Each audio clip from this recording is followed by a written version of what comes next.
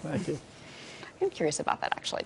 Well, optimism over Janet Yellen's pending Fed chair nomination failing to stem jitters due to the government's budget impasse for the stock markets. Let's bring in Todd Schoenberger, LandColt Capital managing partner, and Kevin Caron, portfolio manager at Stifel Nicolaus. And Todd, you're still bullish somehow, even though the markets have not completely plummeted in the 10% or more range. I mean, you're taking this as a good sign? Well, I am right now, Cheryl. There's a couple of reasons here. One is that clearly the macroeconomic data doesn't support any type of tapering by the Fed. We already know that.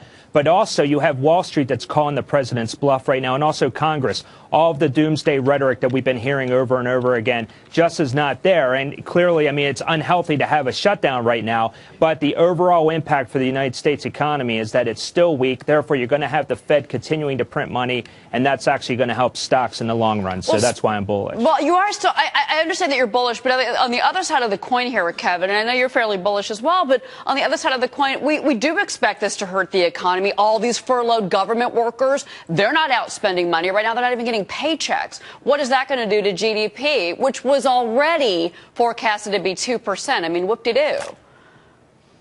Well, no, if you follow that logic, then you just should go and hire everybody and have them work for the government. You'll have massive amounts of GDP growth. I think that a year ago we had a lot of concern about a fiscal cliff, and we worried about that. Eventually, we did have some sequestration, but the economy has moved on. We continue to add jobs in the private sector, which I think is where you have to have your focus.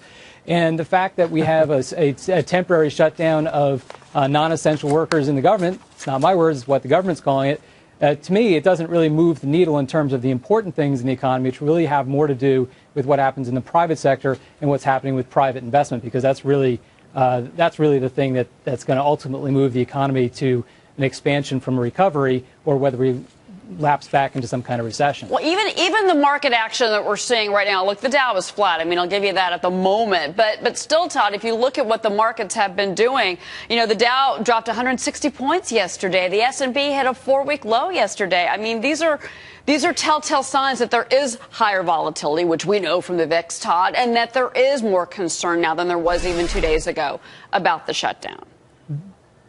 That's right. Look, Main Street has to stay on the sidelines right now, or you just go into, obviously you could go into cash, or maybe find some flight to quality investments. Look, here's the thing, though, Cheryl. This government shutdown is one thing, and then we also have the debt ceiling, as you know, next week. But you have the rhetoric that's going on. You have Congress that negotiates via television interviews. They're not doing it face to face. And Wall Street has heard this all before. I mean, you've heard about the sequestration from Kevin. I mean, yeah, we've gone down this road, this doomsday scenario, and never occurs, and therefore then we live to see another day. The sun still shines. Look, here's the thing. Right now, the only thing that keeps this market from plummeting right now is the Federal Reserve and quantitative easing. You take that away, forget it. All bets are off. This market's plummeting by the time we get into Christmas. Well, and to that point, Todd, it's interesting that the president is actually announcing the appointment of Janet Yellen today in the middle of all of this. But you know what, Kevin, I'll tell you this. Yes. I'm sorry, I'm not trying to be a conspiracy theorist, but I think it's interesting. Anyway, Kevin, you think, though, that they're going to cut a deal in Washington.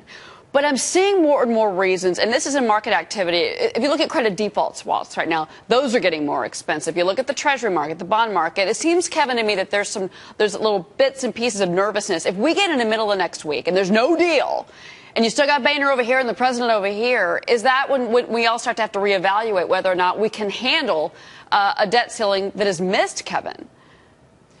Yeah, well, it's going to be one of those things. If we get into the middle of next week or the end of next week, you don't have a deal. Yeah, it's going to be sloppy. I'm hard pressed to figure who actually wins in such an outcome. And truth be told, both parties really ultimately rely heavily on revenue coming into the Capitol in order to continue spending. So there's a lot of incentives there for both parties to come together, find a deal.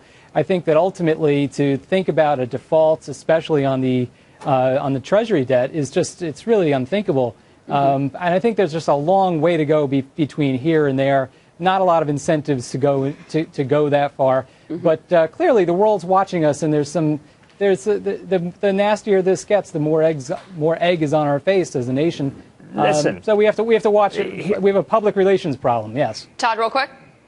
Listen, investors are going to ultimately win on all of this. Look, you're going to have this slowdown. Remember, 20% of gross domestic product is government spending. You wipe that out. Granted, we're going to have a slowdown in gross domestic product in the fourth quarter, but who cares? That just means the Federal Reserve's there. Plus, we have Janet Yellen in charge. It can't get any better. The ingredients are there for a continued bull market in 2014 because of everything that's taking place right now. So the investors are going to win. Ultimately. You like Janet Yellen, Todd. What are you saying? You're going to be a Yellen yuppie? Her. Is that what you said?